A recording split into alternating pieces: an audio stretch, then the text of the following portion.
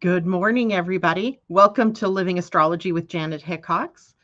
Grab your cup of coffee or your tea, sit back, and let's chat about what is happening up in the stars above for today, the last week of April. I can't even believe it, right?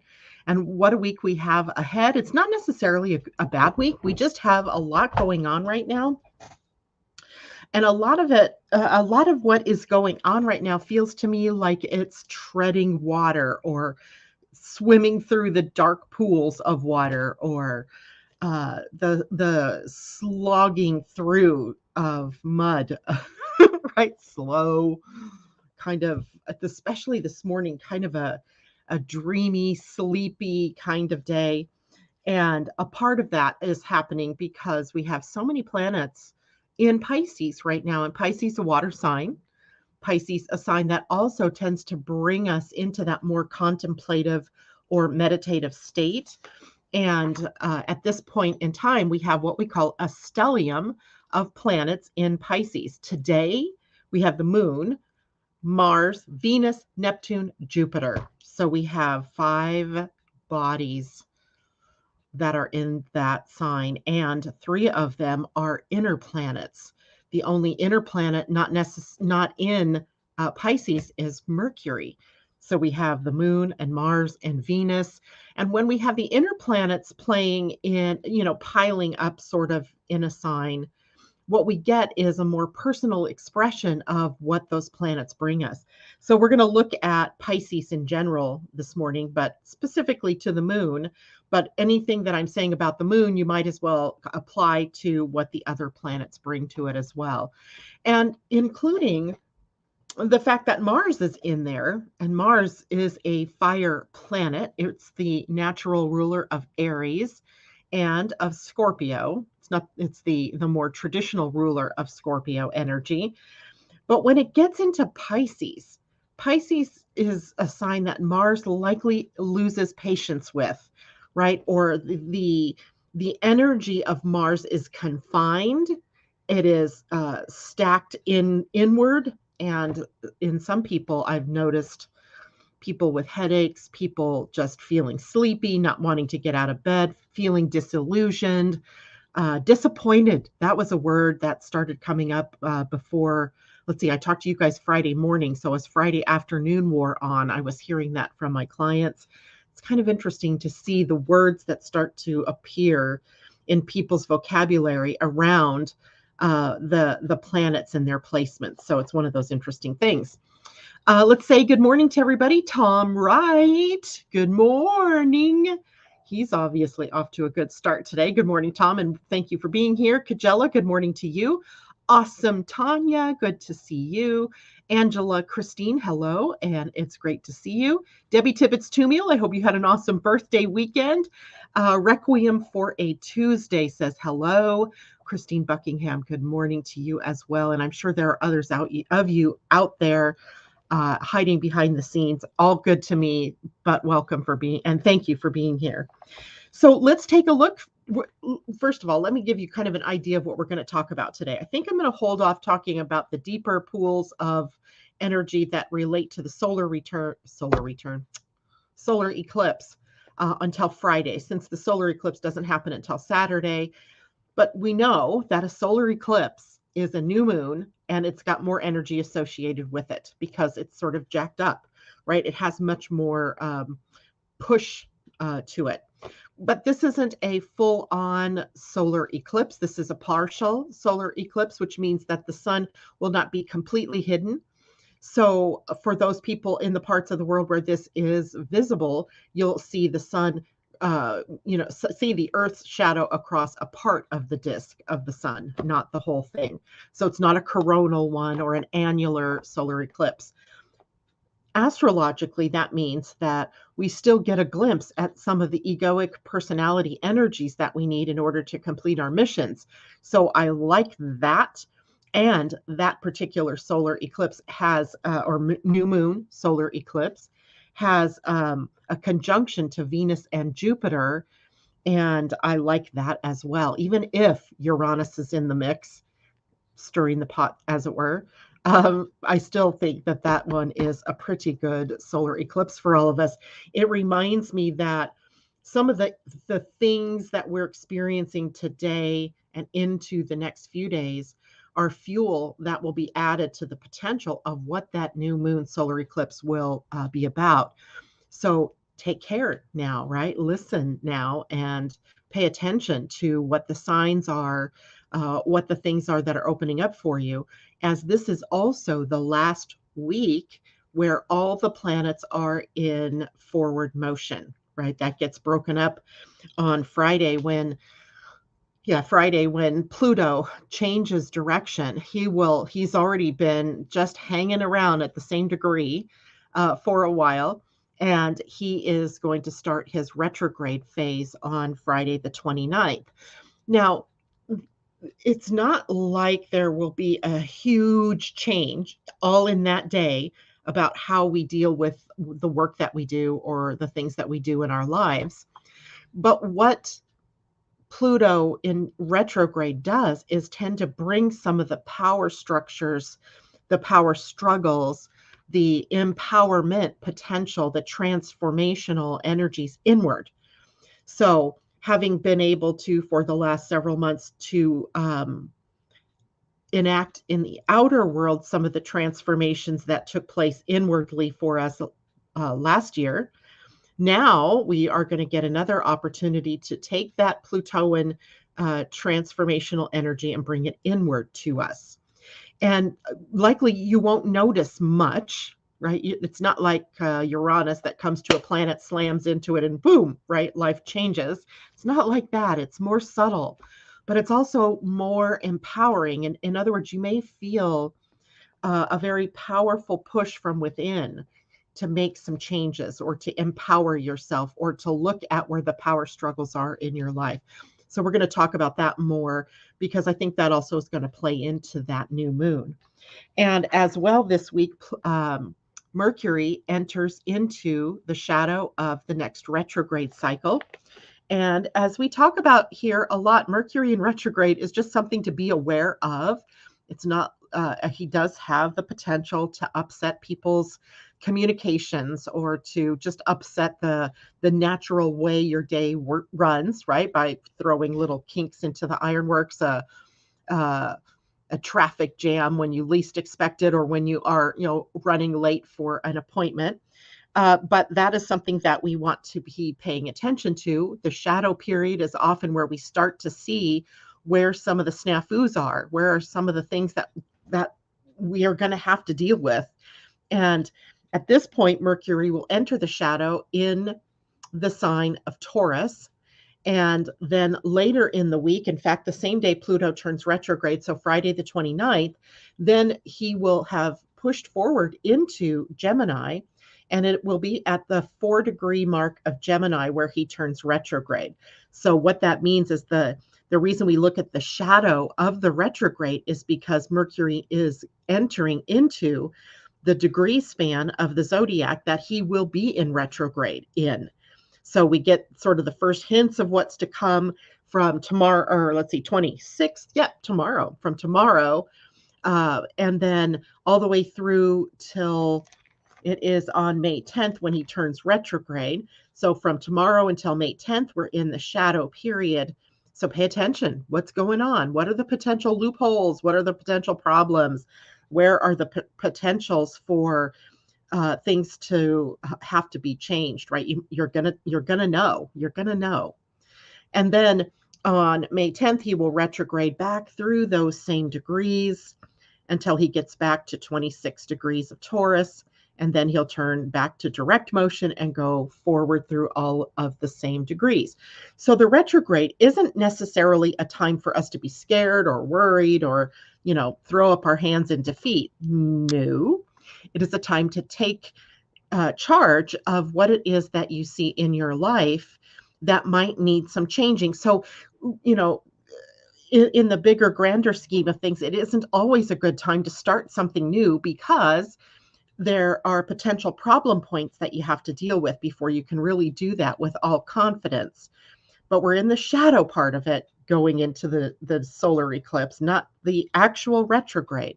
So while that means that we have still the signs up saying go, we might have to temper it a little bit with what are we seeing as maybe the potential problem points, what might be the potential fear that we're holding that is going to undermine what we want to do, and also where might the power get turned off for us or get turned inward, right? So we have to be ready for these kinds of things. And pretty much that is the big news. We do have Venus conjunct Neptune this week, and then Venus conjunct Jupiter, who are both in Pisces, and that all happening in the lead up to the new moon solar eclipse on Saturday. So interesting, right? Interesting times that we find ourselves in. So let's see. By the way, J-Lo, hello. I hope you had a wonderful birthday. Pam Zaruba, good morning to you. Gayla, hello. Today, we also need to talk about something interesting with Mercury. And as you all know, I'm going galactic. I'm getting more into the galactic ideas of astrology, which have to do with the fixed stars, that have to do with the constellations, that has to do with star systems. And one of the things that I realized this morning, because I have a new app on my phone that warns me when these things are happening, which I just love. It's called Time Nomad, I believe. Time Nomad. Yep, Time Nomad. I'm not sure if it's available for Android phones, but I do know it's available for iPhones. And it's an astrology app, so it does all the same things as far as astrology is concerned, but you can also get an add-on that talks about the fixed stars. So as we look at the day today, we see that Mercury at 26 degrees of Taurus is conjunct fixed star Algol. And Algol is a star that many people think of, many in the ancients, right? The ancient philosophers, they looked at Algol. Ancient astronomers, philosophers, and astrologers looked at Algol as a bit of an evil star. It is a star that sits at the eye of Medusa and in the constellation of Perseus. So it's not necessarily an astrological or zodiacal sign, but Perseus is, as you know, a warrior. He was the character who was able to cut off the Medusa's head, and Medusa was a gorgon, right? And anybody who looked at her in the eye was turned to stone.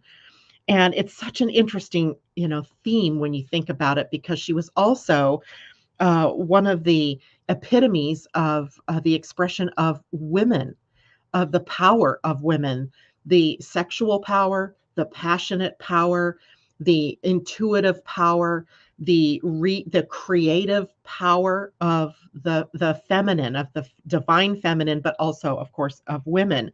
There was a sense of that power in that when people, men in particular, looked upon her beauty or looked upon her face, they were turned to stone and, were killed, essentially, right? So everything men fear in women is embodied in Medusa.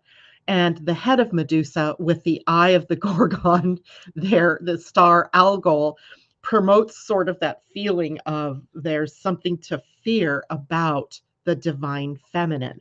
And what is that? And there's a sort of sense, too, about the Kundalini energy, which is all very mysterious to most of us Westerners. It was more of an Eastern concept about this energy that would rise from the root of the spine through the spine and up through the crown that became where we embodied our divine heritage. And there's a lot of stories about the Kundalini as well. So the star Algol also has a connection to that Kundalini rising, but more so the power of the divine feminine embodied in Mother Nature. And interesting because there's a bit of a Lilith feel to this star as well. It's a very strong and powerful star, but not necessarily evil. And I think that's the sad part about these stars, is that sometimes they get this history wound up in these mythologies, wound up in them, and it can confer the fear the fearful part of it. And of course, right now, here we are with the earth moving through all of the fear gates in our human design. The gates of fear are all on the spleen center. And right now, the earth is at the gate 28. And we're going to talk more about that in a minute. But the gate 28 is a fear of purposelessness. Why am I here? Life is meaning. There's no true meaning here. So lots of cool things that we can think about here. Algol is also presumed to be a binary star. That means that there's two stars, but we don't always see the two stars. It's kind of like Sirius, like we have Sirius A and Sirius B, but there's also a Sirius C that is kind of hidden behind A and B. Well, with Algol, there's either a planet or another star that causes this star to blink at times. So they call it sometimes the demon star because it will blink. It will appear to blink as something is passing across its face. So it's a mysterious place.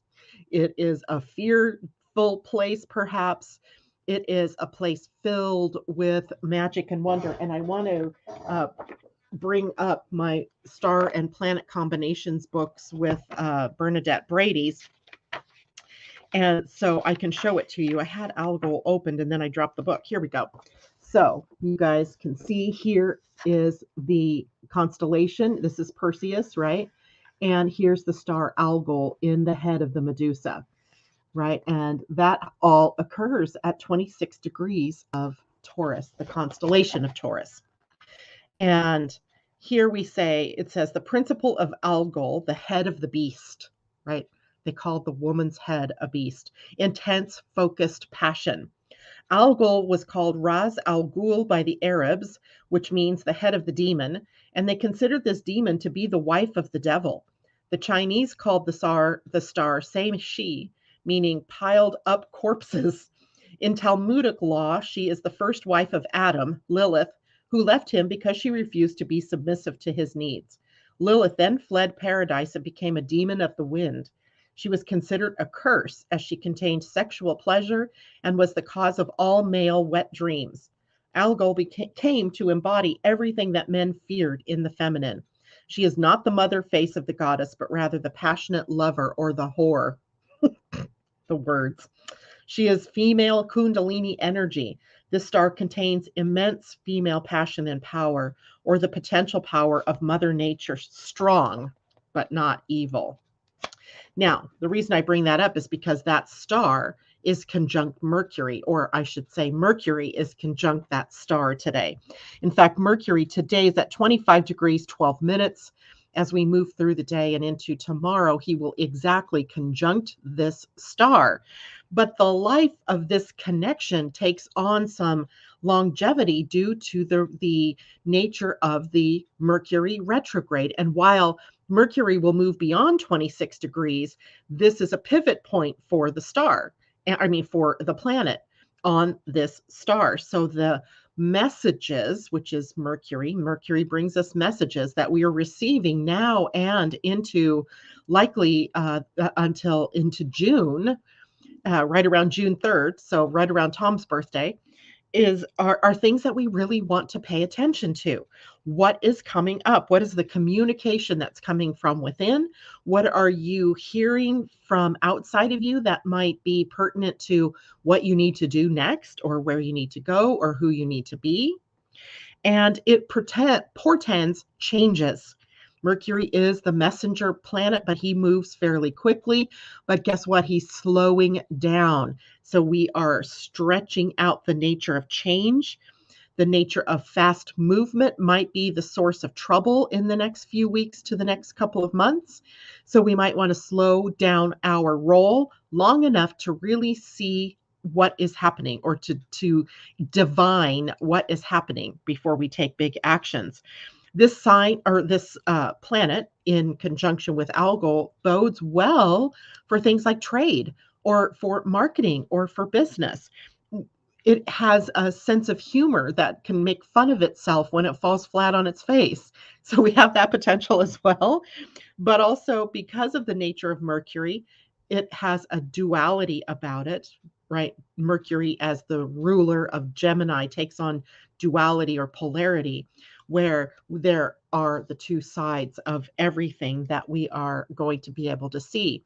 So in order to see both sides, you actually have to slow down, right? We have to slow down somewhat, even if sometimes we want to push forward, right? So Algol, I'm sure there are other I'm sure that there are other myths that we can talk about with Algol or Medusa that might play into this. If you, even if you just go onto Google and, do a search for Algol, Algol, you're going to find all of the myths around that particular point. The thing that I wanted to make everybody aware of is as planets move into connection with these fixed stars, it does bring up some of the more ancient wisdom in that star, in those mythologies that we may have forgotten about. And I feel like with Algol, it's playing into the Pisces stellium that we have right now. Remember, a stellium is just, one or two or three, four planets in a sign. And for those of you who are just popping in now, at the very beginning of the broadcast this morning, I was talking about the moon having moved into Pisces, adding her energy to the stellium in Pisces, which is Mars, Venus, Neptune, Jupiter, and now the moon. 5 planets in Piscean energy. So when we think about Mercury and Algol joining together, how does that Pisces and stellium, that stellium and Pisces, help us see what maybe those two coming together bring?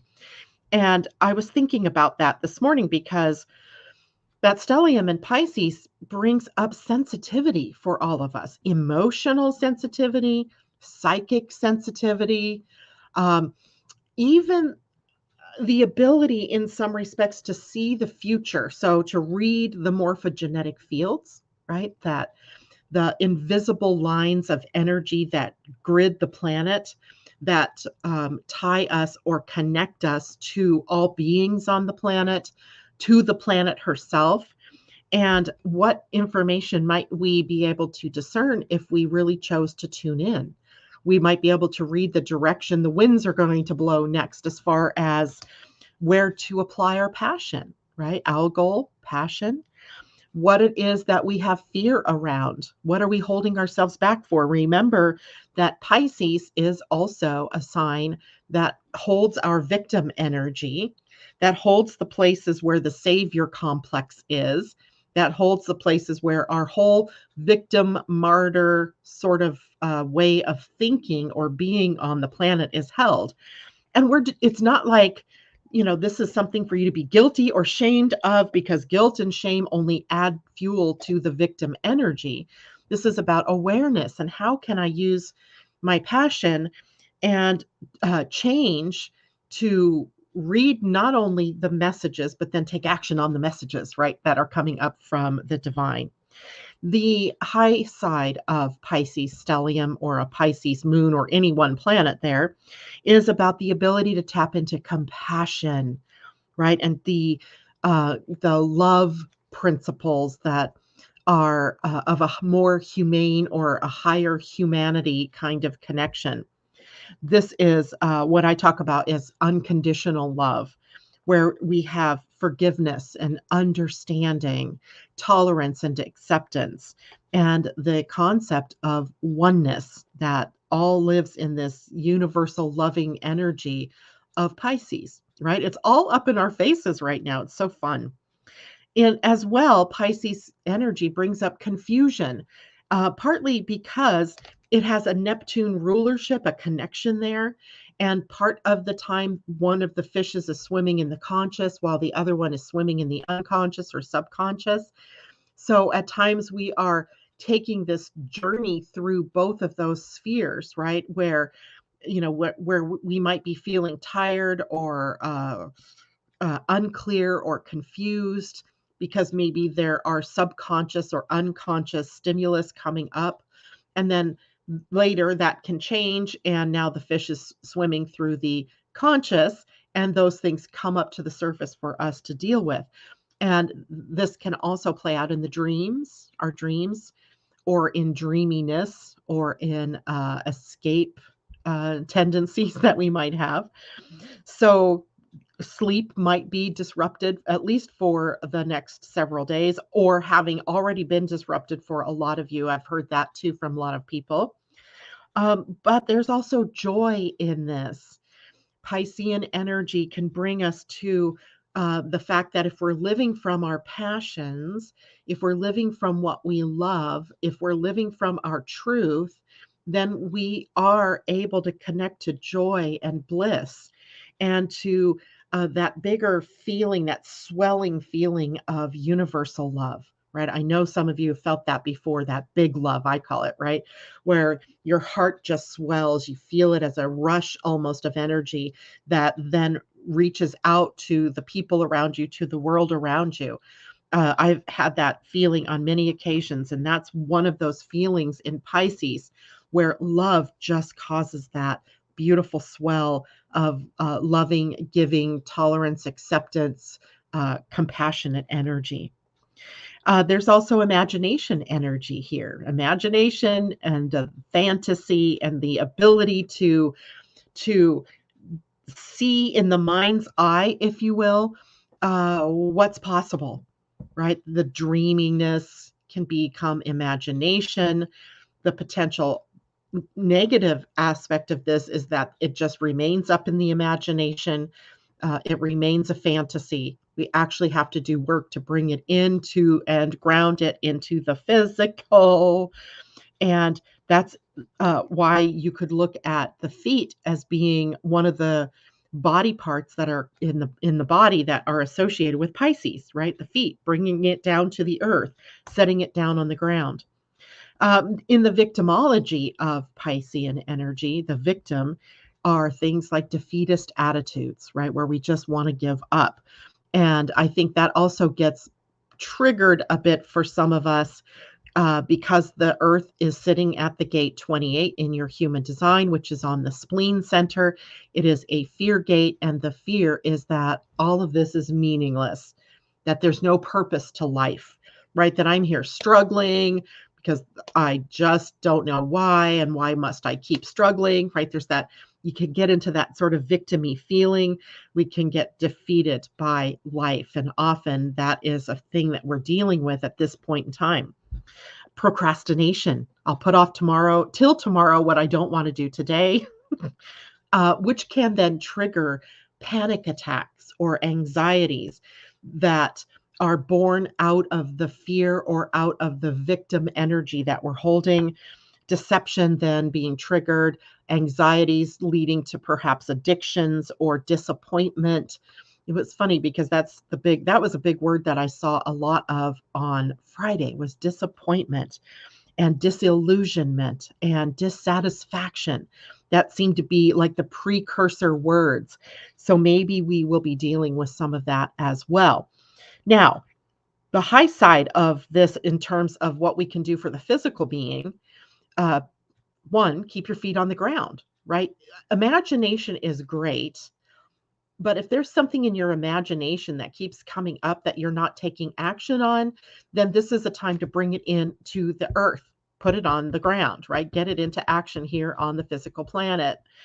As well, this rules toxins and toxicity and poisons in the body.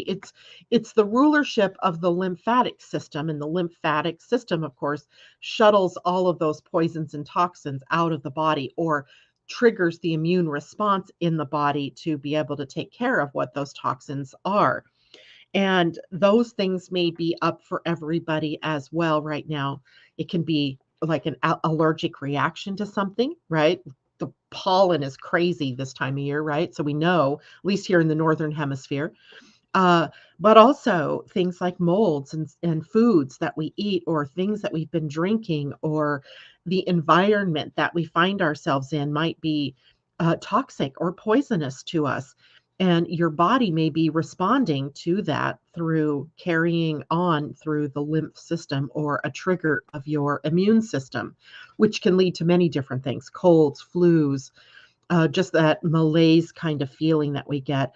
I will guarantee you some of you are having the headachy, migrainey feeling as well, but also could be just that achiness, right? Puffy feeling that happens when we are inflamed.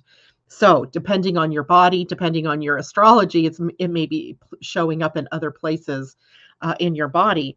The high side of all of that is to be able to recognize that as having something that has been toxic in your system, and then taking steps to clear that out, whether that means getting back out into nature or drinking more lovely water, eating better foods, reducing your exposure to toxic people or toxic emotions, all of that stuff right now in play for all of us. So much fun, right? Uh, so let's see who else is out there. I said hello to Gayla. Good morning, Carol Grogine. Oh my gosh, I've missed you. Michelle Gay Good. Good morning to you. It's good to see you. Tom says Algol, algorithm. I don't know algorithm, Algol, but you spelled Algol right at least. And Brenda Gagnon. Oh my gosh, I haven't seen you forever. It's great to see you. She says, miss your face, love. The best part of COVID, I get to hang out again after too long. That's right. That, a lot of people now are back into the workplaces. So it's not always as easy to listen to the show, but I still, after the show, after this broadcast is over, because it's broadcast to both Facebook and YouTube, you can catch those broadcasts anytime in those two places. But then I also upload the show to Blog Talk Radio as well as Anchor, which sends it out to Spotify and Google Podcasts and iTunes, which is not iTunes, iHeartRadio. No, whatever the iTunes one is. So it's everywhere, so you can get it in podcast or you can watch the videos later on. So it's out there. J-Lo says, yes, my daughters have been complaining about it. Now I can not make them believe anything. So they just want a Tylenol. Well, sometimes a Tylenol is a good fix, but as the mama, you always get Stitcher. Yes, thank you, Brenda. As the mom, J-Lo, you always get to be in the position of helping them to see what things might be in their field of energy that are toxic to them. Anyway, so fun stuff, right? Okay, so if you guys have questions, by the way, feel free to add them into the chat. And I'm just wondering how people are feeling out there right now. Like I feel this morning, like my hands are puffy, or I feel the results of all of that Piscean water energy. And all of that kind of potential for that to get stuck. Like I feel like I need to, drink more water, and I don't know, take something that like a diuretic type of food in or drink in, because I feel that puffiness. And of course, in your body, that puffy feeling can also trigger other things, right? If you are someone who's working with an autoimmune disease, that can trigger something, a flare up in those kind of conditions, and so on and so forth. And again, a lot of that has to do with your own personal chart. One thing to note about the fixed stars, in just a couple of days, hold on, I'll get you the actual date, time nomad. The moon is going to be at Algol. And let's see here. No, I didn't mean the lunar month. Close. I meant the fixed stars. There we go. The moon will be there. Oh, you're not going to tell me. Well, I'll find that date for you. It's going to be it happens at 26 Taurus. Tomorrow the moon moves into Taurus on Wednesday. No, Aries, Taurus Friday. So it's going to probably be over the weekend. Luckily, it's not going to be at the solar eclipse where the moon joins Algol, but after the solar eclipse, the moon will join Algol, and we'll have that energy. And remember, on Friday, we talked about Saturn at Deneb. And that Deneb, remember, this was where we have the idea of laws that we live by and the values that we live by. and Saturn duty and responsibility for living out the highest of those laws or of those agreements that we have. And I even was thinking about that after the show was over, and thinking about that star in relationship to Saturn and our commitments that we have, right? The things that we're committed to and the relative rightness of them or the not rightness of them, and the need then to make those changes that are in that make you live in congruency to your authentic self, right? That's the big thing there. Let's see. Brenda needs quick healing. Okay, Brenda, we're sending it to you.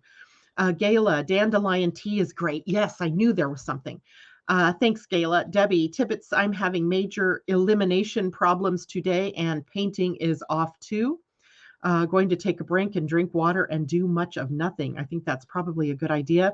And one thing we want to be aware of is that we also have quite a bit going on in Taurus. And the opposite sign of Taurus is Scorpio. Scorpio rules the elimination system. So the potential is to become constipated, if you will, where you're holding on to too much and find yourself in a position of needing to release. Or the other end of the spectrum would be, in the middle would be normal. At the other end of the spectrum would be diarrhea, where you are releasing in a mad way, right? Mad releasing energy. And in Taurus right now, we have the sun, we have Uranus, we have the North Node, we have Mercury.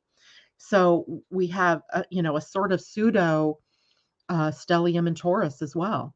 So we have pressure on us to make changes, but that bumps us up against our comfort zones, right? The places where we might be stuck. And, our bodies are these beautiful tools, these beautiful machines that are going to show you when you're out of alignment.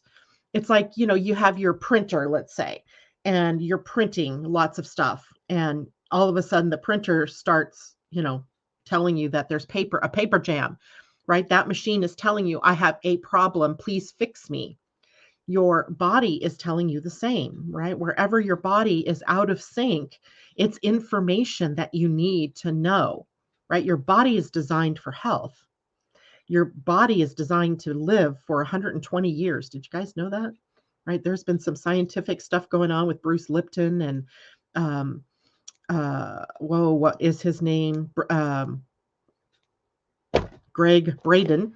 And they've worked out the idea that our bodies could, with out all of the toxins and stuff that we take in, live to be 120 years old, right? It's amazing.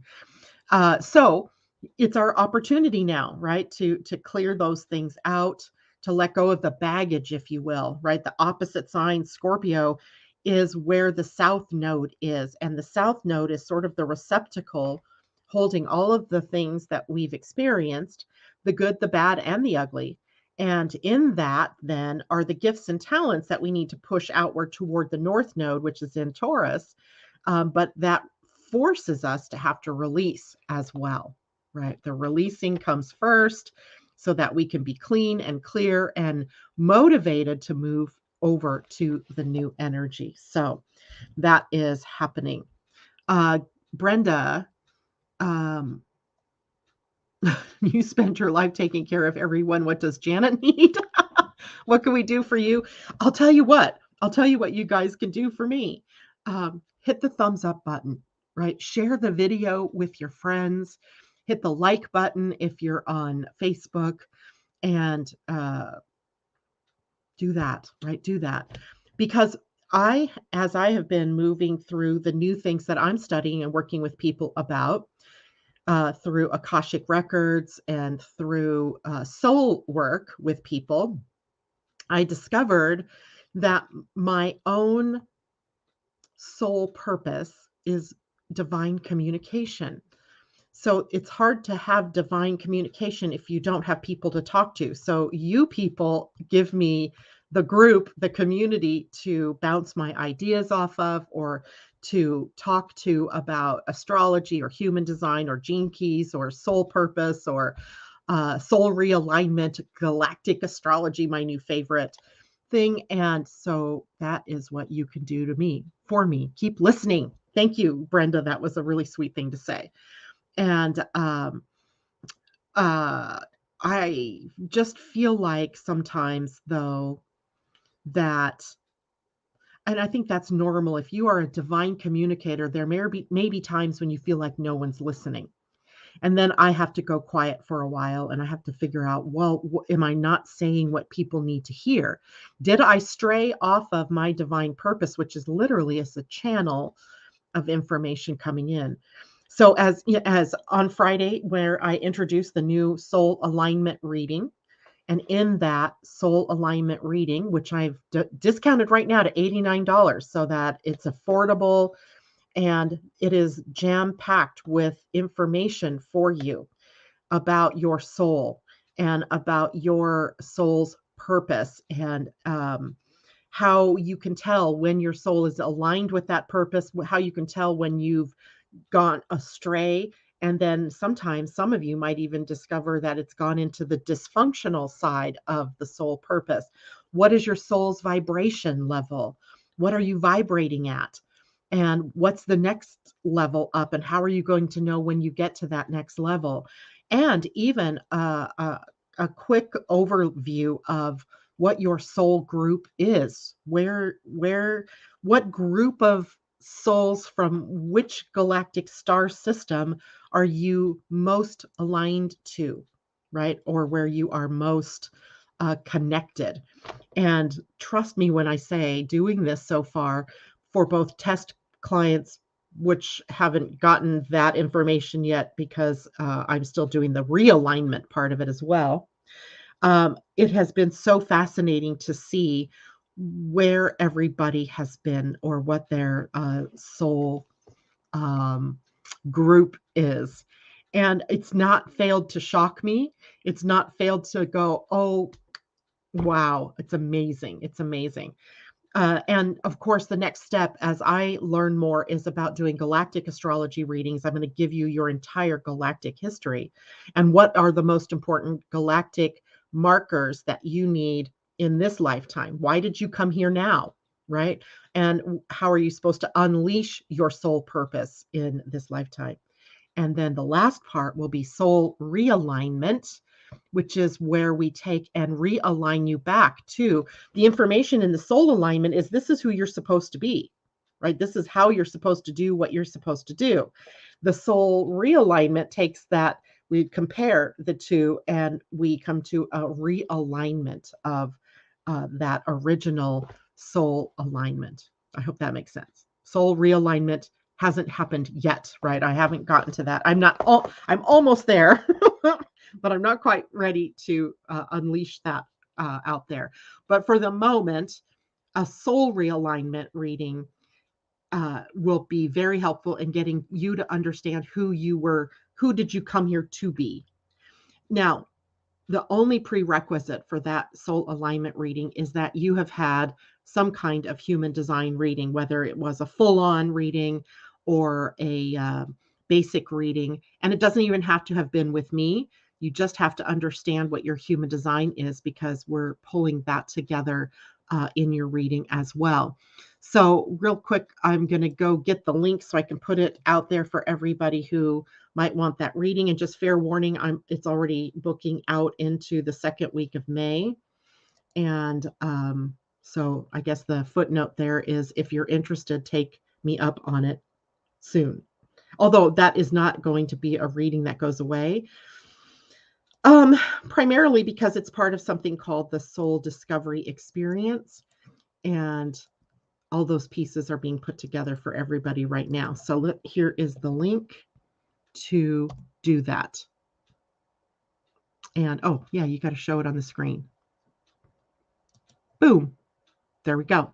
Good morning, Kathy Miller from Prospect, Oregon. Oh, you must be up with Aunt Dewey, visiting my Janet's Aunt Dee. She's actually technically, well, she's not my blood aunt, but I think of her as one. She's just such a doll baby. And anyway, let's go on. If anybody has questions about soul alignment or about how to do that, there is the link where it takes you directly to my calendar where you can both schedule and purchase that reading. Let's go on to what else is happening today. I really wanted to do this on Friday and I didn't get to. So today we're going to talk about what the human design or the AstroDesign is of the sun at gate 27 and the earth at gate 28. Now we talked a little bit already about the earth at 28, but the sun at 27 is in the gate that in the gene keys we call selflessness. In quantum human design, the gate 27 is called accountability. In traditional human design, it was called responsibility. So it is a gate that sits on the sacral center. So we know that it has a lot of energy in it because the sacral center is a motor and the motor is always on. It's always humming. It's like the Energizer Bunny. It keeps going and going and going and going and going. But this energy at this gate works best in response to what is showing up in an outer world, not using ideas or inspiration as a reason for taking action, but using ideas and inspiration as the potential aha for what comes next when it shows up in the outer world. So this is the energy in the gene keys that selflessness in the highest, altruism is the gift, and selfishness is the lowest expression. So how we say it in gene keys is that it is the path of selfishness to selflessness via altruism. So we're learning to be more for ourselves. And as we are more for ourselves, we have more to give to others. So it is really about having your own cup filled through nurturing and doing the things that support yourself. It is that stewardess or steward on the airlines that's telling you if the oxygen mask drops down, put yours on first and then help anybody else around you. Because if you can't breathe, you can't help. Same idea here. If your cup isn't full, you can't keep giving and giving without receiving and filling up the cup, right? It has to be a giving and receiving kind of energy. It is also teaching energy. And it's interesting because the 27 would join with the 50 at the spleen. And a few days ago, or a couple weeks ago, I think now, the Earth was at the gate 50, teaching us about, well, what is our responsibility, right? Because in the 50, sometimes we get the message from things that have happened in our lives that we might need to micromanage our families, our children, our friends, our parents, or parents might need to, take control of their kids, even if they're adults, because the fear is I'm going to fail. They're going to fail in their responsibilities. And that would be a reflection of you as the parent or the person in control. So here what we get is the idea of putting accountability and responsibility in the right places, right? If you've done everything that you can to raise your children, right, or to take care of those around you, you have to at some point untie the apron strings so that you're no longer accountable or responsible for them, but that they have learned the values, you've taught them all the skills to be responsible and accountable for themselves. So this gate is really the divine feminine energy of teaching the values, self-reliance, self-sufficiency, essentially life skills, right? The rules of the road, how we behave in society, how we take care of one another, how do we take care of ourselves. All of that is taught to our progeny or to our communities or to our tribes via the gate 27. But the 27's main message is about make sure you're filled, right? Make sure your cup is full. And so this gate is also a cooking, nurturing, nourishing kind of energy, but it can get ugly here as well when it becomes obligation. And obligation can lead us to martyrdom, right? If I don't do it, no one else will do it. I have to do it all, right? So that is, of course, undermining some of our energies. It can weaken us if we're not refilling our cups. So, this is also part of a channel where we often see the health of the body start to deteriorate. And it almost even has DNA impacts because the gate at the opposite side of it is, in its lowest expression in the gene keys, is corruption. Not corruption like we think of in the outer world in politics or something like that, but a corrupted um, messaging, right? Where your DNA is being copied, right? When it comes to time for mitosis, the genes are copied into the new cells, and it should be an identical copy. But sometimes the message gets corrupted, and the new cell isn't what it is meant to be. It starts the disease process. So we want to really be careful here as we learn about this energy, that we don't take it and use it as a reason for us to hold ourselves accountable for everything and everyone, because it is about self-care first. Self-care first, learning to care without over caring. We don't want to smother mother, right? We don't need to do that. Or caring for others from your own deficit. Those are the things we want to avoid. So self-care first, fill your cup, be strong, be healthy, be energetically full, or you are giving from that deficit and ultimately undermining yourself. In the lowest expression, we said this was selfishness, but it is also sometimes codependency, and can lead to things like guilt, right? And guilt and shame and all of these things can create disease in the body as well. And remember, this connects to the spleen, and the spleen is the center for not only fear and that type of thing, but the health of your body, right? So we have concerns here if we're overgiving, that we're actually undermining our own health. In the highest expression, this is the ability to lift others up, to empower them to do for themselves, to be their strength, to be their own self sufficient self. And it is concern for everybody's welfare, but not feeling the need to take care of everybody. It empowers others to be self caring, right? Self sufficient, self reliant, and also then teaches the value of filling up your own cup first, right? Self care. So those are messages sometimes that we miss, right? That's a very powerful one. Now, that was the sun at gate 27. The earth is the challenge often to the sun. So, what might challenge us to be caring of ourselves is the fact that earth is at the gate 28.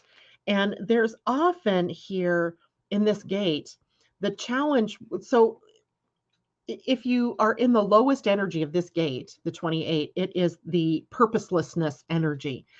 And then we might not even be so caring about taking care of ourselves. We might not even realize that the reason that I have this purposelessness or this struggle feeling is because I've been overgiving. I've been overdoing. I've been, filling everybody else's cups up, but not my own. So we might miss that. So in this case, sometimes it's those people that take the hard road, right? Sometimes I look at my husband, he does have energy at the gate 28. And I always think, why don't you do things the easy way? Like if he's on a path of doing something the hard way, you cannot change his mind. Nope. If I go up to him and I say, well, why don't you do it this way? It would be so much easier. It's like, nope, this is the way I'm going to do it. Okay. So sometimes they take the hard road that leads to more challenge, that leads to more struggle, instead of seeing the adventure in it all and trying new things, trying new ways, right? But this gate does teach from experience, the experience of the road of the what is that? The road of hard knocks, or the school of hard knocks. And often at this gate, we can see a history of the family's struggles. So if there are familial struggles that seem to be passed down from, mother to son, or daughters to fathers to sons to daughters, We can see that by what planet sets up there. If it's the Earth there, like it is today, then it is problems in getting our earthly feet on the ground, seeing that our imagination is just one part of creation, right? The imagination is one part of the creation. The other part is to actually do something, right? To take steps, to try it, to see what might happen if it's experiential, right? You can't just stay up in your head. You got to come down to the ground. You got to try it. And if it blows up in your face, okay, that's just one thing I know now that maybe I don't want to do anymore, right? So it can trigger, though, a lot of survival energy, fear energy, because it happens to sit on the spleen center. So the highest expression of this gate is immortality, right? The gene keys is immortality. The gift is totality. The shadow energy, purposelessness. So in gene keys talk, what we would say it is the path of purposelessness to immortality through totality, being all in, right? Even if it's a struggle, being all in and learning from the experience and then teaching others from the experience. So it's a really interesting gate. In quantum human design, we call it the gate of adventure or challenge. Depends on how you like. You could take up the challenge to live out the adventure, or it can be the challenge, as in I'm struggling to get where I want to go. So that is our human design energy for the next couple of days. We actually started that last week. On the 28th, which will be Thursday, we move into the Sun and Earth at the gate 24 and 44. I love this gate combination. 24 meaning the gate of blessings.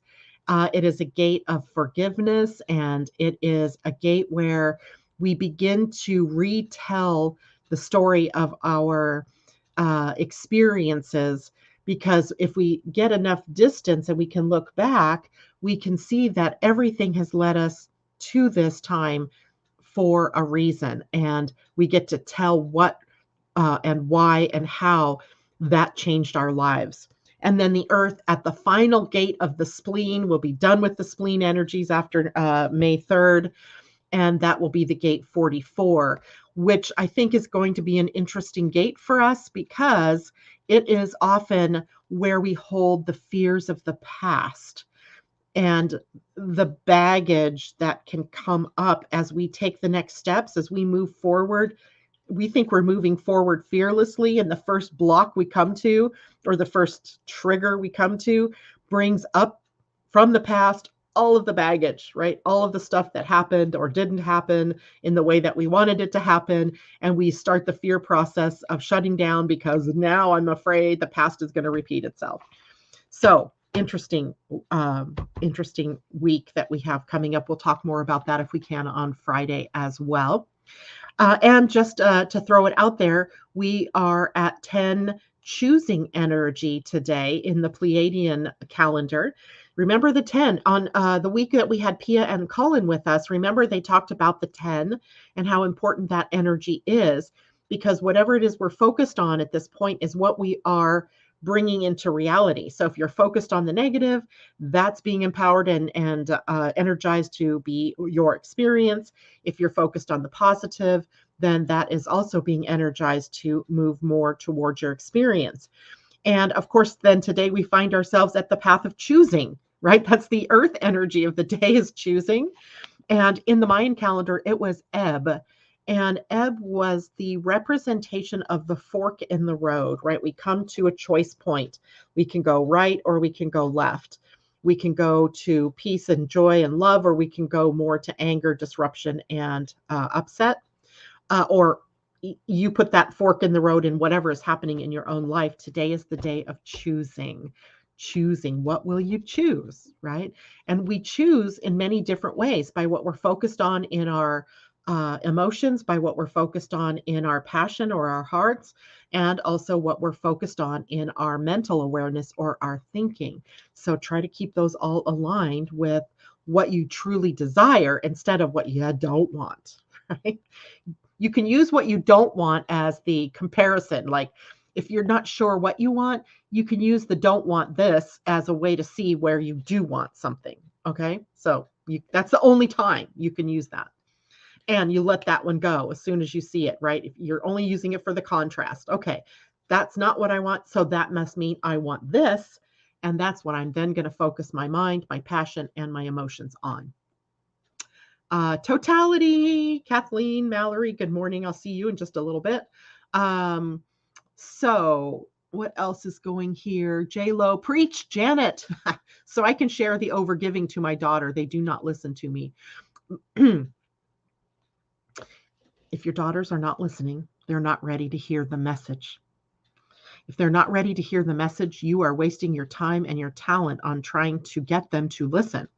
So the best thing for you to do, J-Lo, in that instance, is to be the model, right? Hold the energy of that for yourself. Look to where in your own life that you're not aligned with that, because they're in your life. They're showing this to you. It must exist somewhere in you or you wouldn't see it. So what does that mean for me? Where do I need to fill my cup? Where do I need to be more self-sufficient or accountable or responsible? Or where do I need to take better care of me, right? When do I get to get what I want? That might be another question that you can ask for yourself. So there we have that. And J-Lo says, I'm buying a huge black bag for the number 44. So when it creeps up, I can throw it in there and hit it with a hammer. I love it. That's one way to deal with it, right? Or to just release it, right? Just to let it go.